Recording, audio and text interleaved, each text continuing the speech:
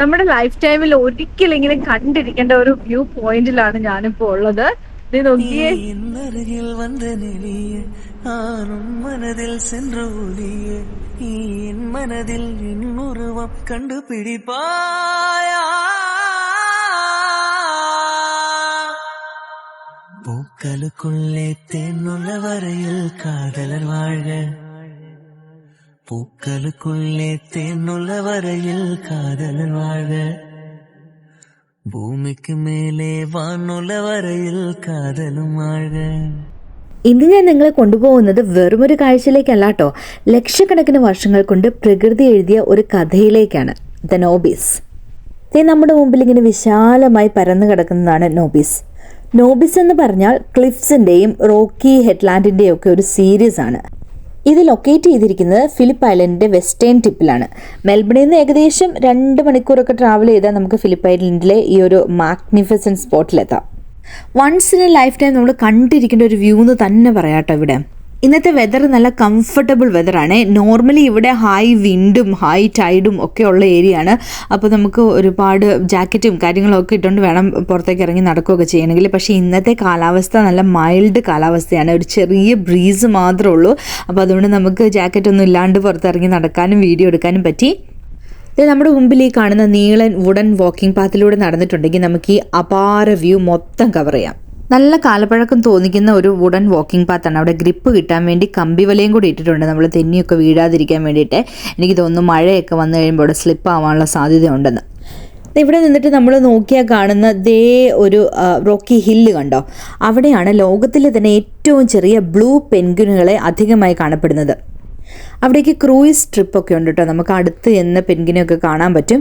പക്ഷെ നമ്മൾ cruise book ചെയ്യാനായിട്ട് കുറച്ച് ലേറ്റ് ആയിപ്പോയി, നേരത്തെ തന്നെ ബുക്ക് ചെയ്യണമായിരുന്നു. അപ്പോൾ ഞാൻ ഇന്ന് ബുക്ക് ചെയ്യാൻ നോക്കി കഴിഞ്ഞപ്പോൾ ഓൾറെഡി അടുത്ത ആഴ്ചയിലേക്കുള്ളത് വരെ സോൾഡ് ഔട്ട് ആയിപ്പോയി. നമ്മൾ നേരത്തെ ബുക്ക് ചെയ്യണമായിരുന്നു, പക്ഷെ അതെനിക്ക് അറിയില്ലായിരുന്നു. ഇനി നിങ്ങൾ ഒന്നുകൂടി ഒന്ന് സൂക്ഷിച്ച് നോക്കി കഴിഞ്ഞിട്ടുണ്ടെങ്കിലേ അതിൻ്റെ അപ്പുറത്ത് അകലെ ഒരു ലൈൻ പോലെയുള്ള പാറക്കൂട്ടം കണ്ടോ, അവിടെ നമുക്ക് 16,000-ഓളം സീലുകളെ സ്പോട്ട് ചെയ്യാൻ പറ്റും.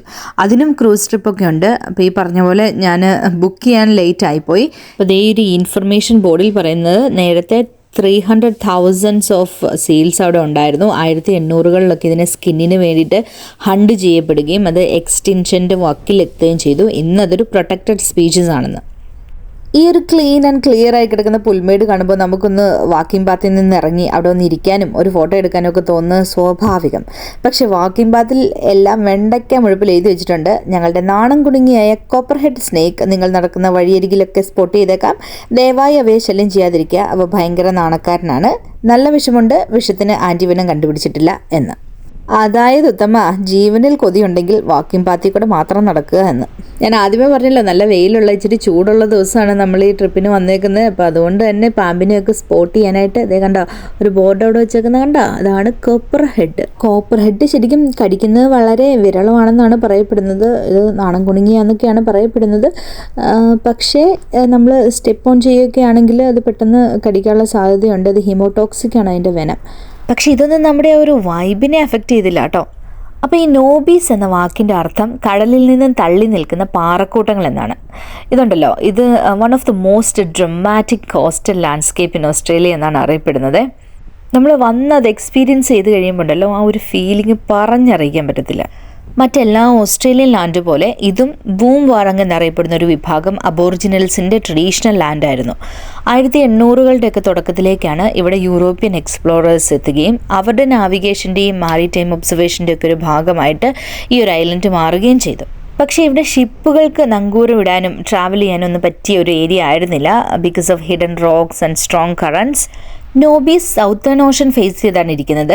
ഇവിടത്തേക്ക് വീശുന്ന കാറ്റും തിരയും എല്ലാം ഡയറക്ട്ലി ഫ്രം അന്റാർട്ടിക്കയാണ്. അതുകൊണ്ട് ഇവിടുത്തെ കാറ്റിന് ഭയങ്കര ശക്തിയാണ്. അതേപോലെ തന്നെ വേവ്സ് ഭയങ്കര ഹാർഡറാണ്. ആൻഡ് ഫൈനലി വിക്ടോറിയയുടെ തന്നെ ഏറ്റവും വലിയ സവിശേഷതയായ സഡൻ വെതർ ചേഞ്ച് വരുന്നതും അതുകൊണ്ടാണ്. വിൻ്ററിൽ ക്വയറ്റ് ചില്ലിയാണ് ഈ ഒരു ഏരിയ.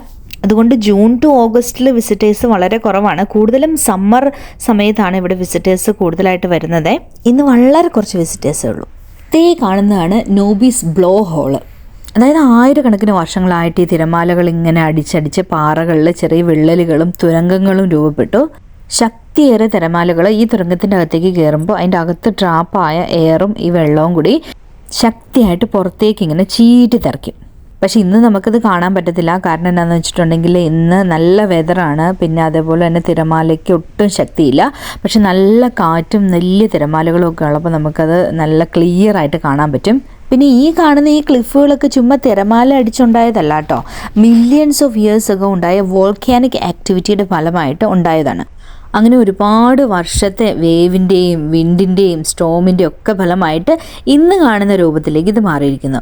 അപ്പോൾ what you see today took millions of years to form. ശ്യാമമേഘമേനി സദമപ സ്നേഹദുപ്തുമായി കാളിന്തിത്തടത്തിൽ സദമപ പ്രേമഹർഷമായി.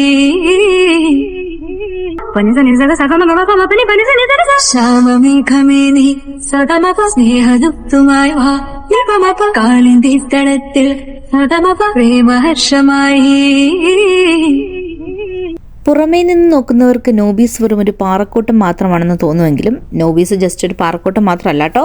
ദേ ആർ ഹോംസ്. ഞാൻ മുമ്പ് പറഞ്ഞില്ലേ, ലിറ്റിൽ ബ്ലൂ പെൻഗ്വിൻ്റെയും ഓസ്ട്രേലിയൻ ഫേർ സീലിൻ്റെയും എ നമ്പർ ഓഫ് സീബേർഡ്സിൻ്റെയും ഒക്കെ ഹോം കൂടിയാണ് നോബീസ്. അതുകൊണ്ട് തന്നെ Nobbies highly protected and carefully managed area ആണ്.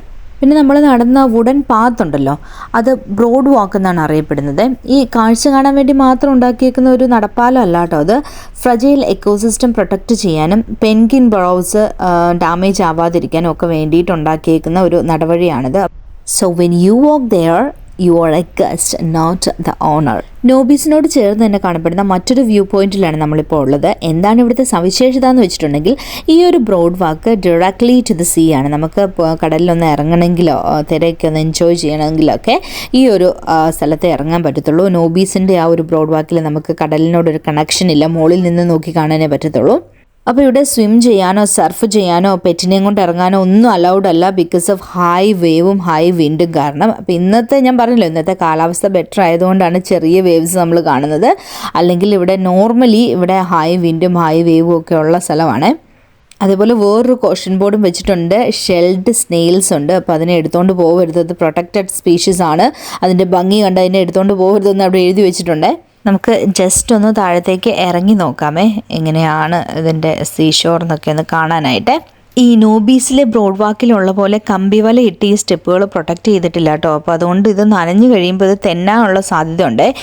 ഇപ്പം തന്നെ വലിയ നനവില്ല, പക്ഷേ എന്നാലും നമുക്ക് സ്ലിപ്പ് ആവുന്നുണ്ട് കാല്.